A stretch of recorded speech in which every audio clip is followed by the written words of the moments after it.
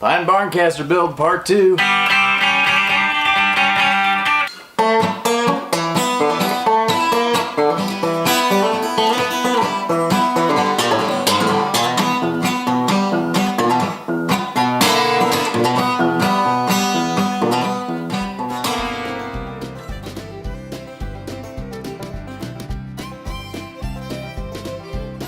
Hey, JT here with Living Analog.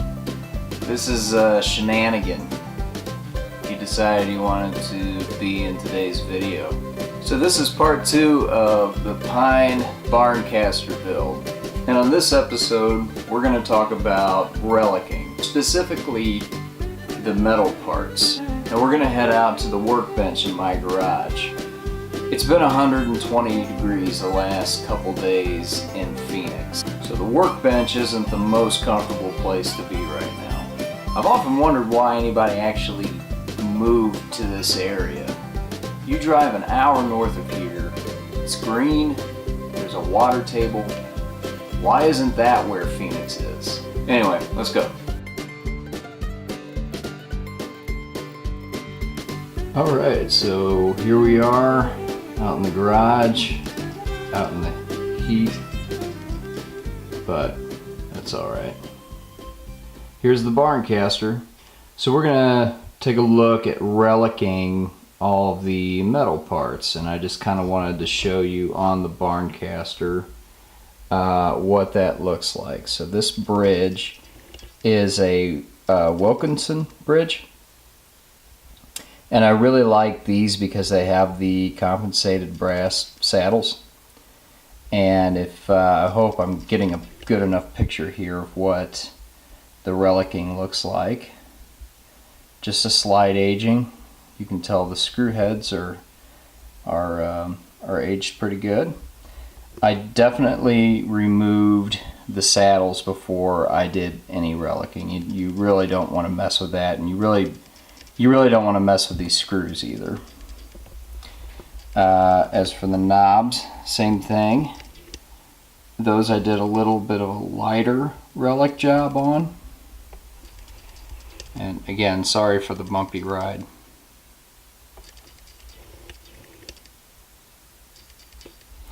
Now if I turn the guitar over, the control plate is actually on the back of this.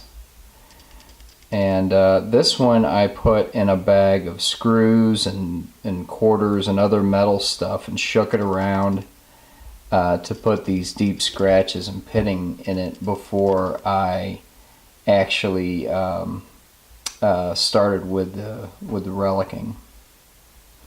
I think it turned out pretty cool. Up here we have the back plate. Did the same thing. This is just a fender.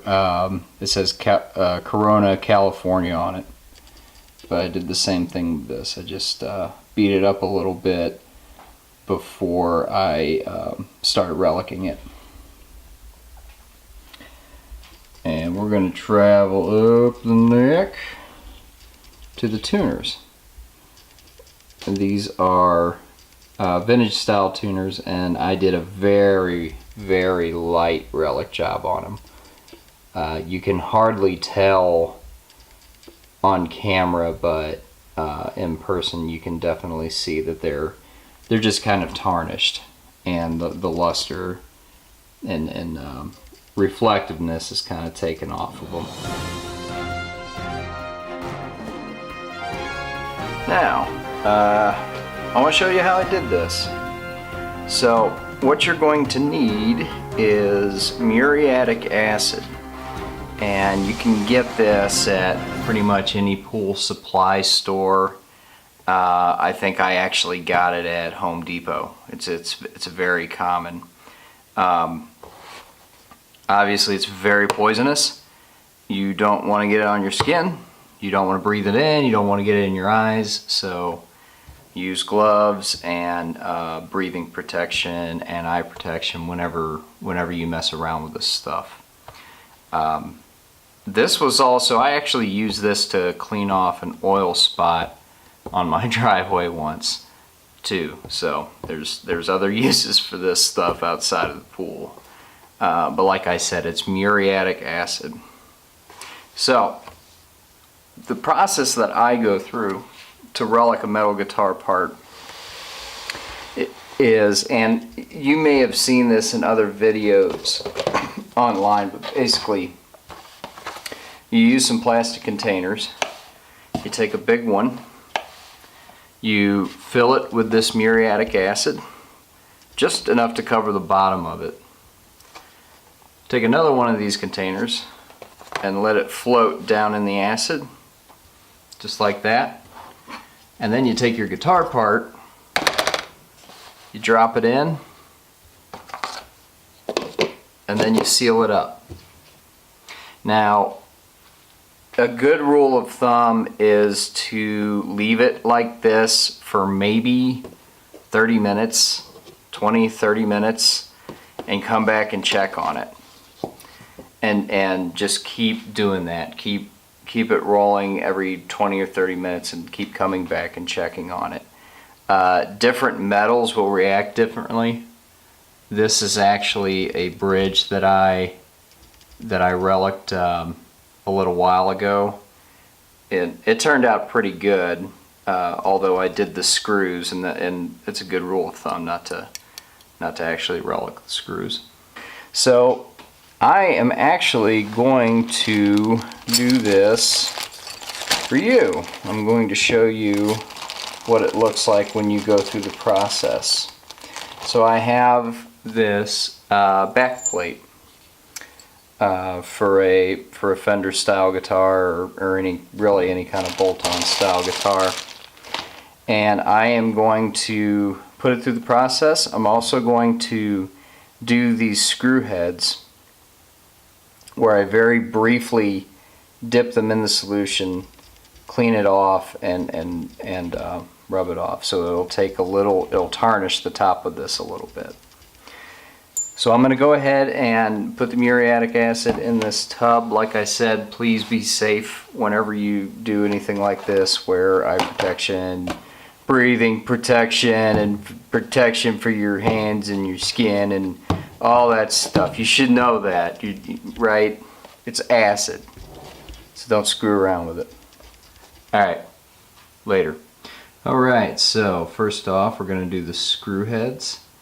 You can see that's a shiny screw head.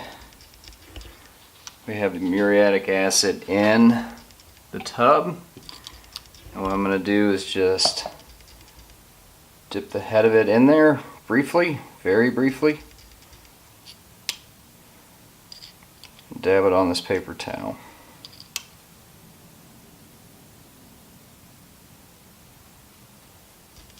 Alright, so now we have the screws done, and what we're going to do is go ahead and, like I said, we're going to float this container, and we're going to put this metal back plate in here. We're going to seal it off.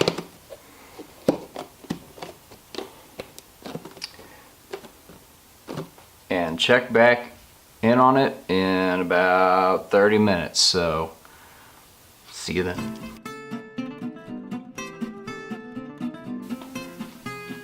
I wonder if the kids are listening to old Gordon Lightfoot these days. Probably not like they used to. I checked in after 20 minutes and nothing had really happened. And that's pretty common. These different types of metals, it depends on what it is you're dealing with. If it's cheap metal, it might happen quicker. If it's good quality stuff, you know, it might take a lot longer. So in this case, it was cheaper. I think that came off of a Squire. So what I did was I took it out and I put it through a bath of this stuff. So basically I opened it up and dropped it in the acid for a second and brought it out and put it back in the incubator, and what ended up happening was it's starting to, I don't know if you can see this or not, but it's starting to slightly discolor and kind of mess with this a little bit, which is what we want. In fact, it's happening to the back of it too. So I'm going to turn it over and just kind of let it soak in there. You really don't want to do this for too long because this acid is eating the metal. And I did it once where I left it in overnight, and it was actually one of these things. It was a back plate, and it got so brittle that it wasn't usable anymore. The acid just totally ate it through.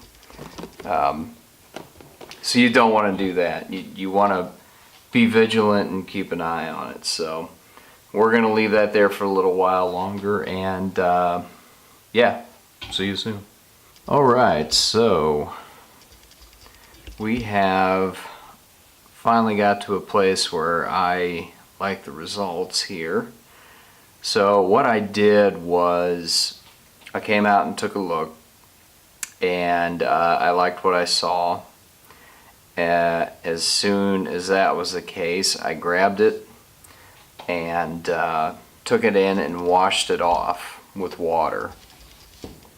And I grabbed it with this. I didn't grab it with my bare hands. But what that did was, as soon as you hit this with water, it stops the reaction. It stops the acid from trying to eat through the metal.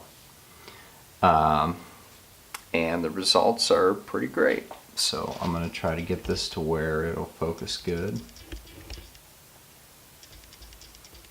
You can see that it's just kind of chewing up the surface, showing imperfections. So it really came out nicely. Likewise for the screw heads, I don't know if we can get a good shot of this.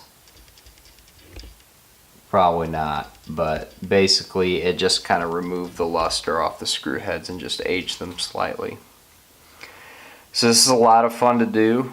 Like I said, you can do this with any metal guitar part. You just have to be vigilant about making sure that it's not, totally being broken down by the acid. This would work for other things too. I thought it would be cool to do this to a metal picture frame or something like that, where you just brush this on, leave it on for a minute or two, and then wash it off and that kind of thing. Could be a lot of fun. Anyway, so that's how I relic my metal pieces on my guitars.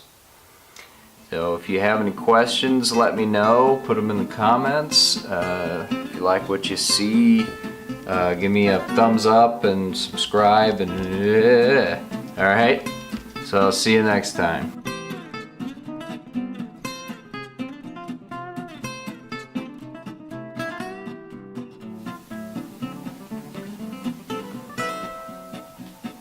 Is the mic on?